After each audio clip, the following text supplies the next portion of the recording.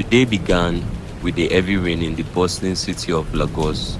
Students were on holidays that day.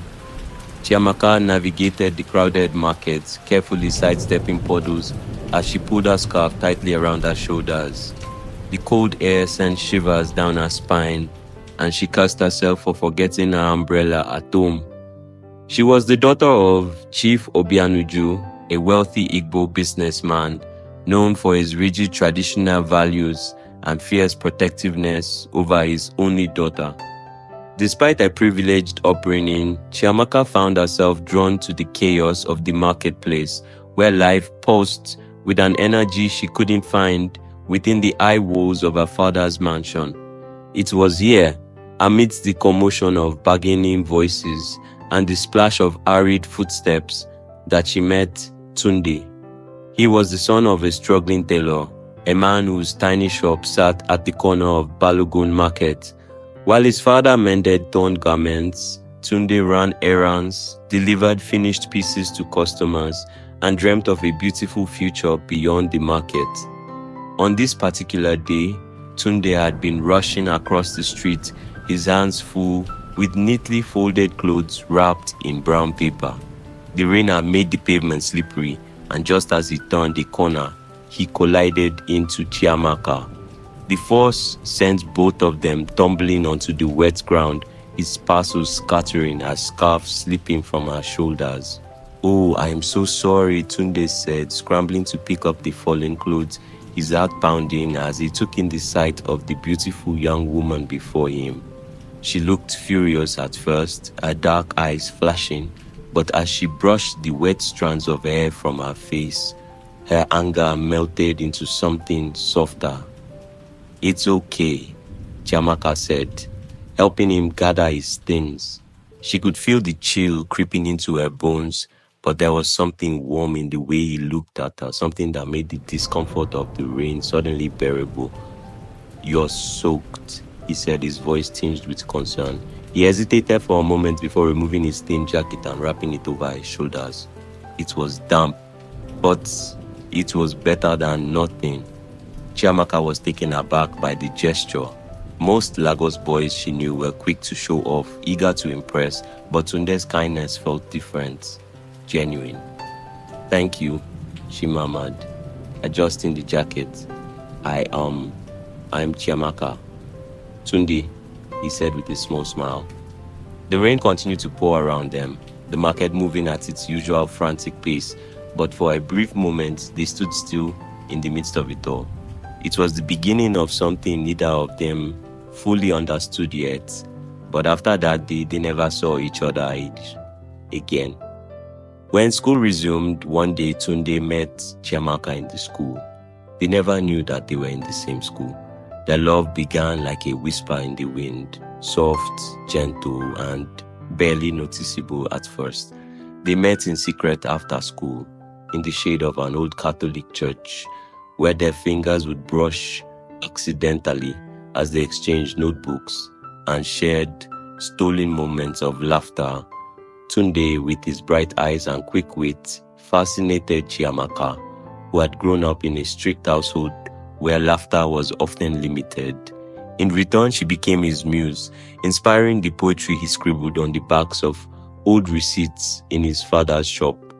After their graduation from high school, as they grew older, their love thrived, but so did the obstacles before them. Chiamaka's father had plans for her, an arranged marriage to Chief Okafor, a wealthy businessman nearly 3 decades her senior. Tunde, despite his dreams of becoming a writer, struggled to make ends meet, often working late into the night to support his father's ailing business. The day Chiamaka's engagement was announced, their world shattered. She locked herself in her room, staring at the intricate gold engagement ring that now weighed heavy on her finger. Tears soaked her pillow as she imagined a future without the warmth of Tunde's laughter, without the quiet poetry of their shared dreams. Meanwhile, Tunde stormed through the crowded streets of Balogun Market, his vision blurred with anger and despair. He kicked at the dusty ground, his fists clenching at the unfairness of it all. How could love be so powerless against the iron grip of tradition? Desperate, they made a plan. They would run away to Ibadan, far from the prying eyes of her family, far from the suffocating expectations that caged them. Tunde spoke of a new beginning, of finding work, of building a life together from nothing. Chiamaka, her heart heavy with fear and longing, agreed. The plan was reckless, but so was love.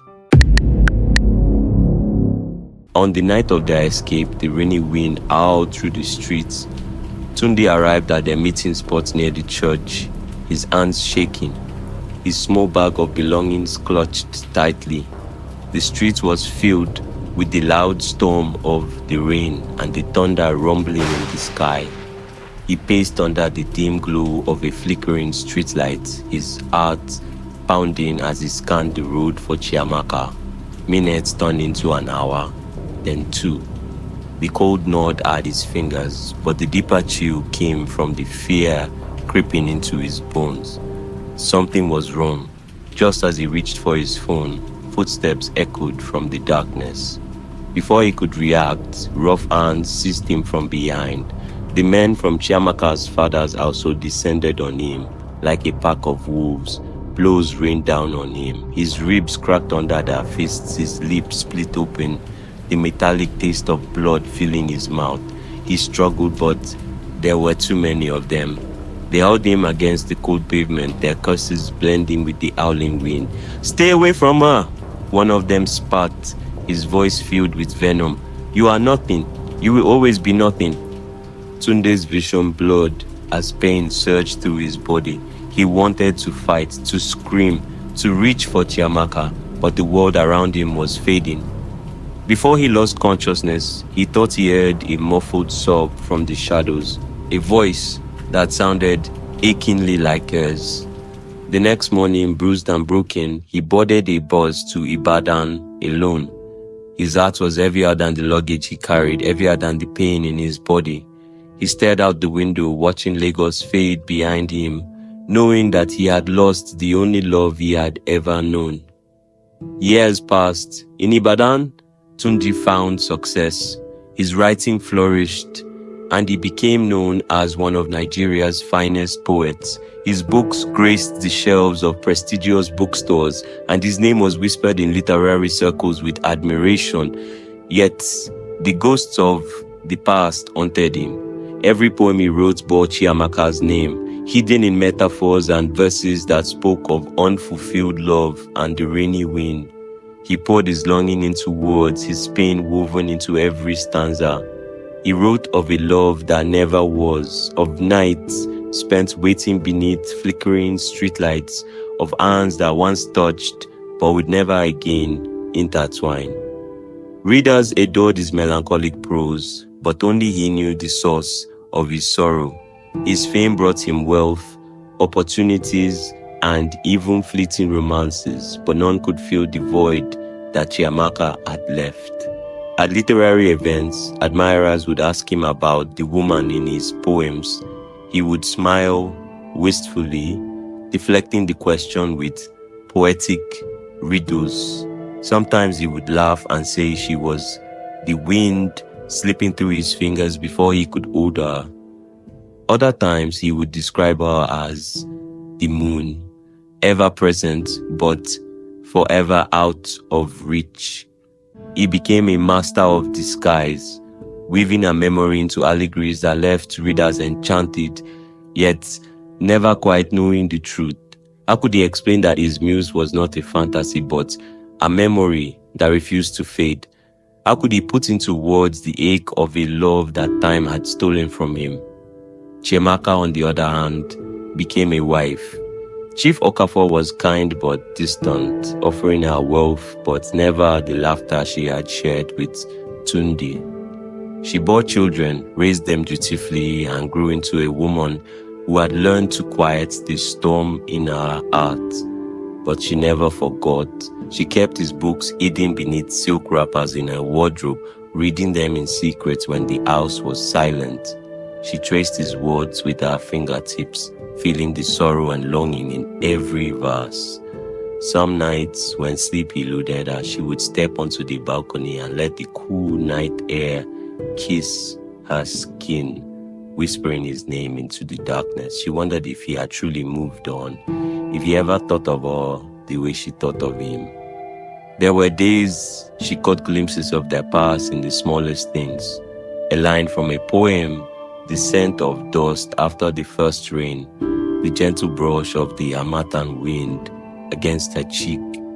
In those moments, the ache in her chest returned, raw and unyielding, a reminder of the love she had lost but never let go. Fate had one final trick to play. Many years later, at a book launch in Abuja, Chiamaka walked into a hall filled with literature enthusiasts. The air buzzed with excitement, the scent of new books mingling with the faint aroma of coffee. At the podium stood a man with streaks of silver in his hair and sadness in his eyes. He held the book in his hands, his fingers brushing its edges with reverence.